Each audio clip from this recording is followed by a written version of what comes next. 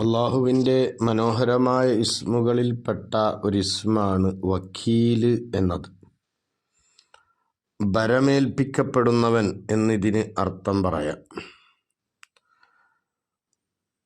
വക്കീല് എന്ന പദം പരിശുദ്ധ ഖുർആനിൽ 13 പ്രാവശ്യമാണ് വന്നത്. ഇതിൻ്റെ അബ്ജദിയത്ത് 66 ആണ്. 66 അബ്ജദിയത്തായി വരുന്ന അള്ളാഹുവിൻ്റെ ഒരു നാമമായിരുന്നു അൽ ഇസ്മുൽ അഅ്ലം എന്ന് പല പണ്ഡിതന്മാരും വിശേഷിപ്പിച്ച അള്ളാഹു എന്ന നാമം. അതിൻ്റെ അബ്ജദിയത്തും 66 ആണ്.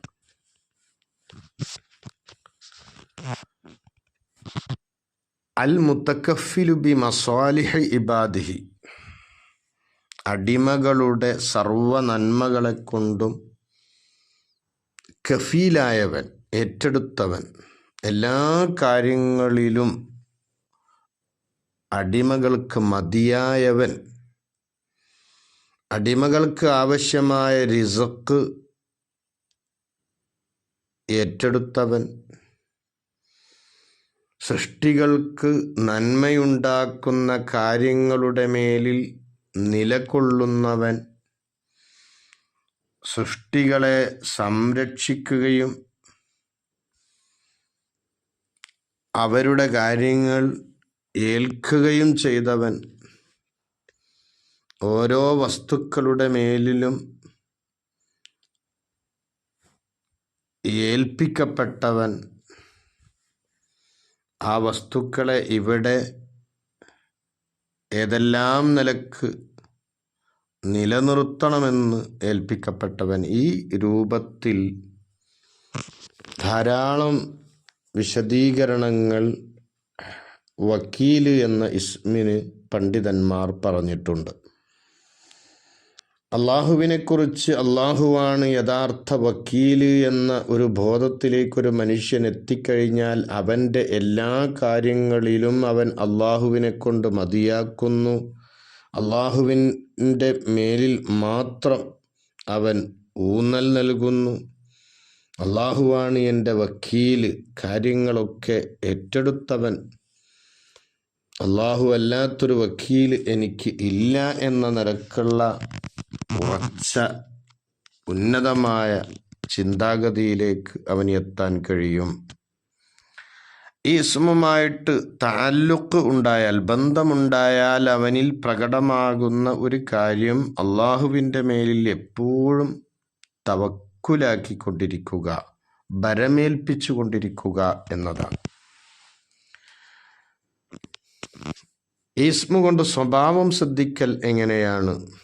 നീ നിന്റെ ലോകങ്ങളുടെ മേലിൽ വക്കീലാകണം. നിന്റെ ലോകങ്ങൾ,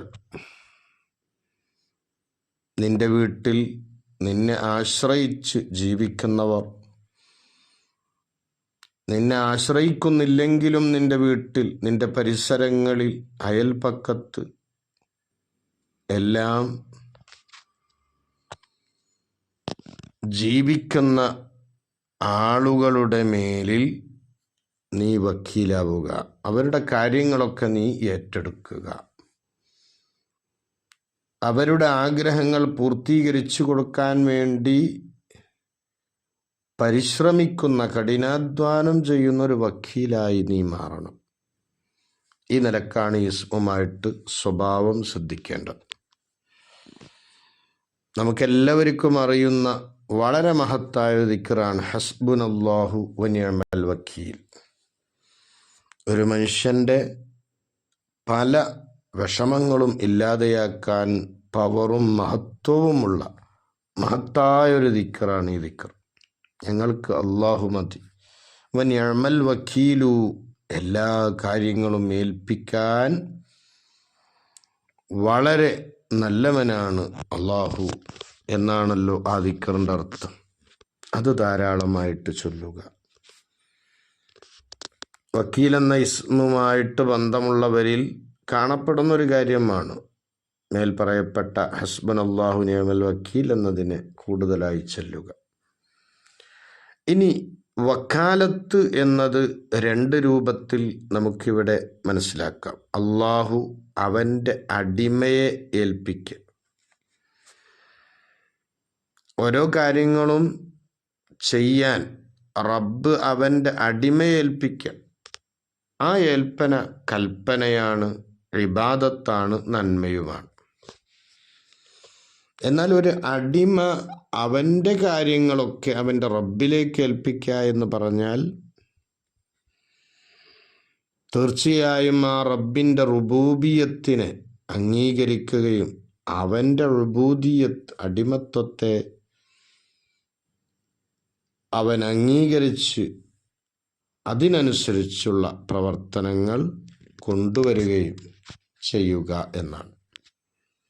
ഈ മഹത്തായ വക്കീൽ എന്ന ഇസ്മ ഫിഅലിയായ സിഫത്താണ്. ഈ ഇസ്മുമായിട്ട് കൂടുതൽ ബന്ധം പുലർത്തുന്ന സമയത്ത് തീർച്ചയായും അള്ളാഹുവിൻ്റെ മേൽ ഭരമേൽപ്പിക്കുക എന്നത് സത്യസന്ധമായ നിലക്ക് നടപ്പാക്കാൻ കഴിയും. അള്ളാഹു ഏറ്റെടുത്ത ആ ഒരു കാര്യങ്ങളെ കൊണ്ട് കെട്ടുറപ്പുള്ളവനാകാൻ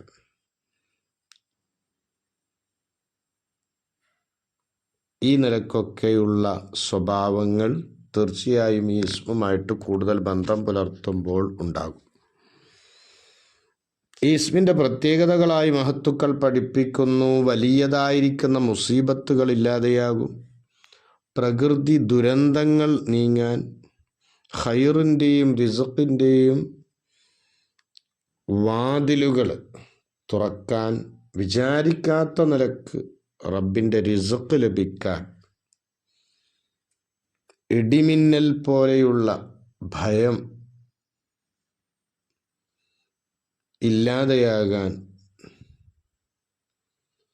വൈദ്യുതി അപകടങ്ങളിൽ നിന്നൊക്കെ രക്ഷപ്പെടാൻ, അതിനെല്ലാം വക്കീല് എന്ന ആ മഹത്തായ ഇസ്മ മതിയാകുന്നതാണ്. അതുപോലെ തന്നെ ഈ ഇസ്മുമായിട്ട് കൂടുതൽ ബന്ധം പുലർത്തുന്ന സമയത്ത് നിന്നിൽ ഫനാ ഉണ്ടാകുന്നു. നീ ഇല്ലാതെയായി നിന്റെ റബ്ബ് നിന്നെ കൊണ്ട് ബാക്കിയാകുന്ന ഒരവസ്ഥ. അപ്പോൾ നീ അള്ളാഹുവിൻ്റെ വിധിവിലക്കുകളൊക്കെ നടപ്പാക്കുന്ന വിഷയത്തിലൊക്കെ വക്കീലാണ് എന്ന ആ ഒരു ബോധത്തിലേക്ക് എത്തുന്നവനാകും. അള്ളാഹു തൗഫീഖ് നൽകട്ടെ. ആമീൻ.